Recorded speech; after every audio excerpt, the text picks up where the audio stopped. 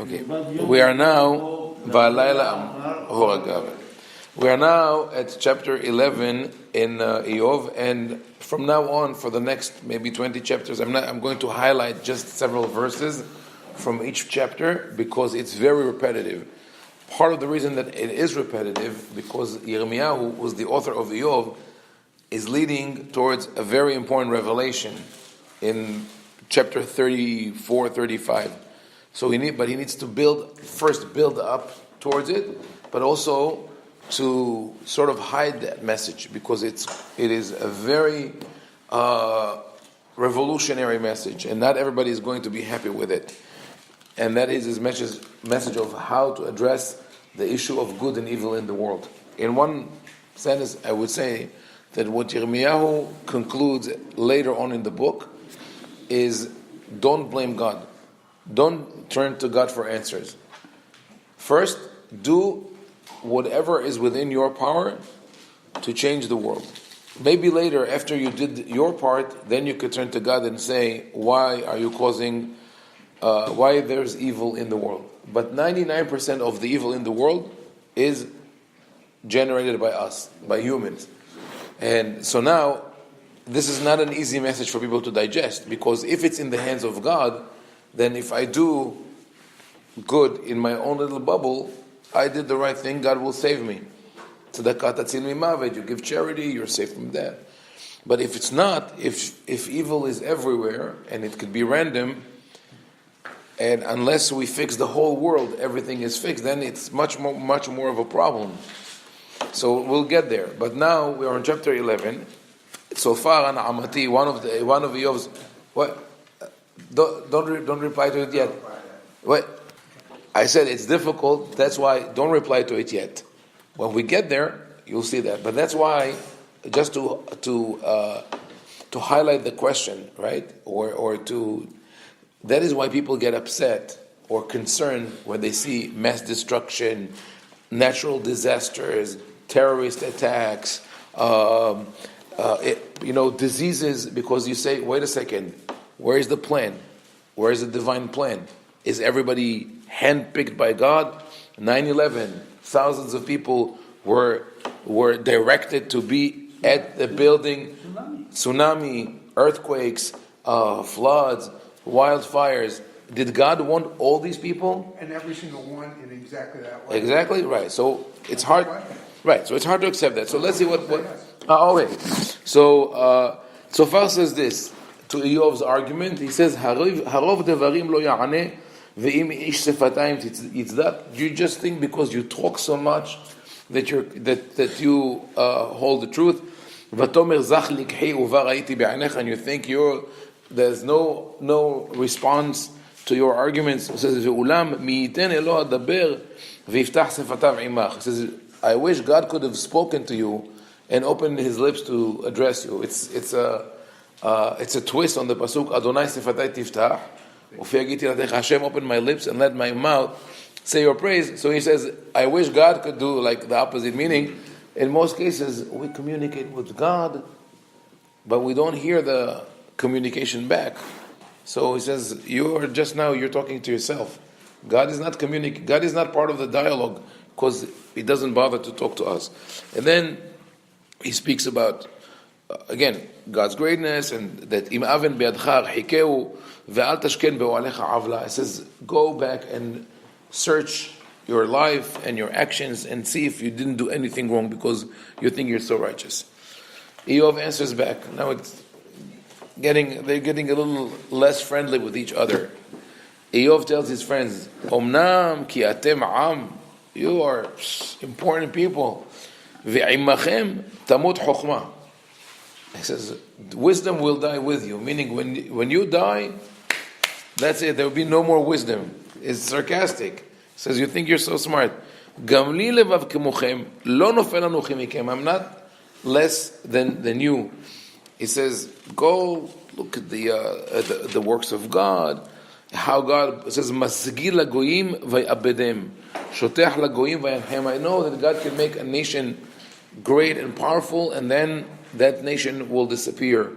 I know that the wisest of all, Mesir lev Rashi Am Haaretz vayat'im beto ulo darich, ימששו חושך ולאור ויתאם כשיקור. They could turn, the wisest person could turn into someone who acts like a drunkard. I have seen everything, but you, says עולמתם תופלי שקר רופאי אליל כולכם. You are all, you invent lies, you are witch doctors, meaning you provide no healing, no remedy. He says, going back to his argument, I would like to talk to God. כפך מעלי הרחק ואימתך אל תבעתני אקרא ואנוכי אענה או אדבר והשיבני. He says, you God, move your hand from me, don't threaten me because you're stronger. Now he reveals again his mentality. Why do I do everything that God tells me to do? Because he's stronger. Because I cannot argue with him. He says, okay, take this element out. Then if you call, I'll have what to tell you. This is very daring, right? Kra v'anuchi ya'aneh. You call out to me and I'll tell you. O adaber v'ashiveni. Or let me talk and see if you can answer me. This is what Eov says. Well, it's very, very harsh, or even chutzpah, what we're saying, right? It says, why am I so important to you? Who am I? It says, Adam ילוד אישה, קצר ימים, שבע רוגז, קציץ יצא וימול, ויברח קצל ולא יעמוד. Man born of woman is short-lived and sated with trouble. He blossoms like a flower and withers, he vanishes like a shadow and does not endure. Transitory, like is here for 70 years, 80 years, 90 years. He tells God, why do you care about that? You're eternal. Turn away from him, that he may be at ease. What he says is, let me do whatever I want. Don't give me regulations. Don't give me rules. Don't give me the Torah. I don't need that. Let me just live. It'll be better. Vayan Eliphaz now Eliphaz answers. Eliphaz Temani. I'm already in chapter 15. I'm taking 2-3 verses from each chapter. It says, says, a wise man does not answer with windy opinions. He does not fill his belly with the east wind. Those are, by the way, biblical insults. It's not like today, you don't like what someone says, you say, that guy is stupid, he's a moron. Like, this is the word that people use. No. In the Tanakh, when you die, wisdom will disappear. When you talk, the east wind is powerful in your belly. And those are עברית מאוד יפה, עברית צחה. He says, מה אנוש כי יזכה וכי יצדק ילוד אישה. What is a man who can be cleared of guilt, that it be in the right, especially when arguing with God? Eov answers, שמעתי כאלה רבות. You're not the first one. I've heard this stuff before. מנחמי עמל כולכם. You're all mischievous comforters. You don't really comfort me. You don't really care for me. He says, look how much I'm suffering. He says, Eretz al techasi dami ve'al yihi makom leza'akati. Earth, do not cover my blood. Where is the first time we heard that? With Cain in heaven. God accuses Cain for spilling his brother's blood on the earth, and the earth covers the blood. Now, Eov comes with that to God. He says, you're spilling my blood, and the earth is covering it. Then, chapter 18, Bildad answers. Bildad Ashuhi, right. He answers, he says, Ad ana tasimun kinse lemilin, tavinu ve'achar nedaber. He says, you just talk, but there's no understanding, no insight, no intelligence. Madu'a nihshavnu kabehema nitminu ba'inechem. This is the way you talk to us, you think that we don't have human intelligence. Then he goes on and on. Eov doesn't buy that.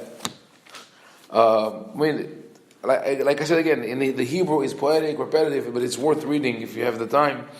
Vayan Eov vayomar ad anna togiyun nafshi utadkunani bemilim. How long will you grieve my spirit and crush me with words? Ze'eser pe'amim tachlimuni. Already 10 times you've cast shame on me. Enough. He's really getting upset. He says, I feel that I have no friends, I'm alone.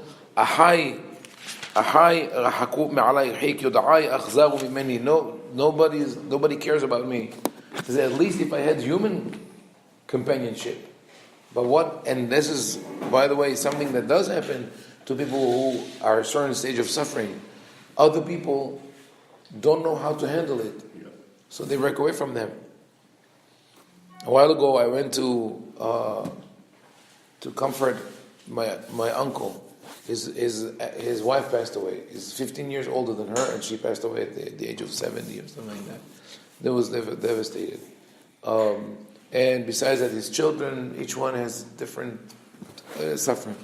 So I was in the car with my cousin, and his sister called to see what's going on.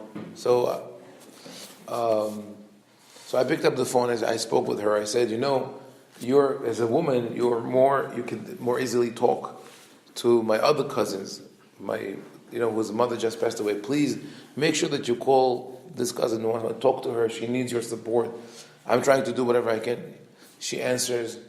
She says, "Oh, it's so difficult. That family went through so much that I don't know what to say, so I don't call them anymore." It's worse. This is what she said. Like, she cannot handle it, so she'd rather not say anything. And this, look at the Hebrew, it's interesting. Eov says, "Ahai me'alai yuhik," because of my suffering, because of my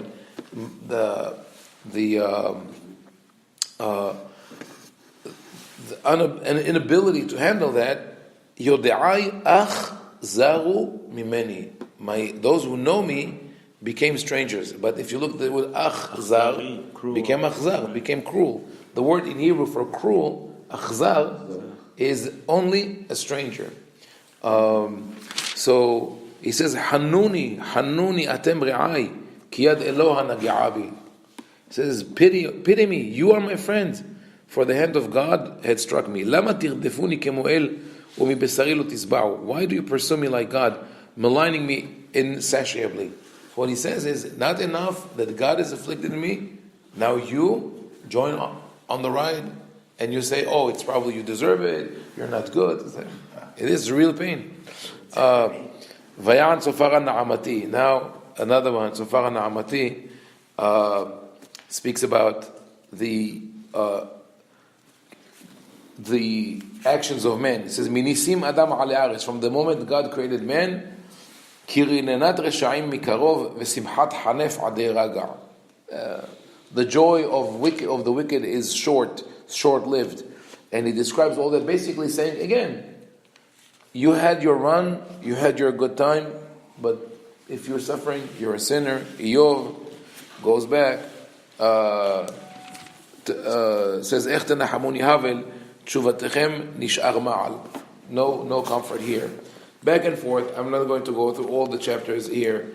Kav Gimel 23, Eov is speaking up until 25. Then Bildad HaShuhi speaks. Then Eov answers, and he says, "Ma azarta lelo choach, hoshata zeroa lo oz."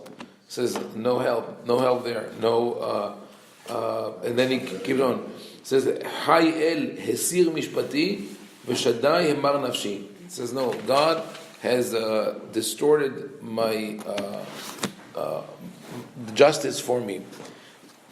In chapter 28, in Eov, it's sort of like he changes course, and it's worth it to read this chapter because it's description of creation. It's called the chapter of wisdom, where he says this famous statement: "Ve'chokhma me'ayin timatzeh, ve'ezeh mekom bina." Where is the source of wisdom? Harold Bloom is a famous literary critic. Wrote a book called "Ve'chokhma me'ayin timatzeh." He's Jewish, not observant, but he wrote a collection of essays on wisdom with that title. We also say this pasuk when we say the Ashkava for a very knowledgeable or righteous person. He says, this is how it starts. It's worth it to read this chapter in Hebrew. Ki yesh lakesef 28. Ki yesh lakesef motza umakom lazahav yazoku. There's a place where you could find silver. There's a place where you could purify, where gold is refined. Barzel me'afar yukach, ve'even yatzuk nehusha. Iron is taken from the earth, copper is smelted from rock. Ketz Even darkness, you could see where darkness comes from. The earth grows food while underneath there's fire. Maybe he's referring to what we call the volcanic rock that could grow, the wines of the Golan. It has, it's called tuf in Hebrew, the type of stone, or indigenous rock. It grows special quality of vines. Behargash, right. Mekom Sapir, right. Mekom. The Golan Heights. Yeah, that's what I'm saying. The volcanic rock, indigenous rock. So he's referring to that. He says, "What a wonder!" But you know where food comes from, where silver, gold, iron. Mekom Sapir Avanea ve'afrot za'avlo. And then you have a place where you could find sapphire and precious metals. This is netiv lo yeda'u aid velo shezafatu aynaya. No bird of prey knows the path to it. The falcon's eye has not gazed upon it. I mean, those are, but still. The falcons and the birds of prey have very sharp sense of sight, but they don't know where those sapphires are. It's humans who dig them out of the earth. But with all that, but where can wisdom be found? You find all the precious metals. Where can you find wisdom? It's unattainable. No man can set a value on it. It cannot be found in the land of the living. That, by the way, this was translated later on into halakha. When you say lo yada' inosh arka, you cannot set a price to wisdom. When in halakha they deal with the issue of medical knowledge or Torah knowledge, a scholar can charge, a doctor can charge as much as he wants for his wisdom because you cannot acquire it. It's something that was acquired by learning, but then added his own intelligence, his own practice. So, if he wants to charge as much as he wants, it's his prerogative. Tehom Amar, now people go and search for wisdom, and they turn to all the elements. Tehom Amar, the abyss says, I do not have it. Yam Amar en imadi, the ocean says, it's not in me. Score metaphorically. Ne'ilma me'anei kol hai, u'me'of hashamayim nistara. It is hidden from all living creatures, from the birds of prey.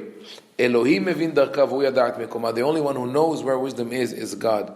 Lo tesule bechetem ofir beshoam yakar besapir. You cannot purchase wisdom for the most precious metals, for the most precious stones. You cannot buy it.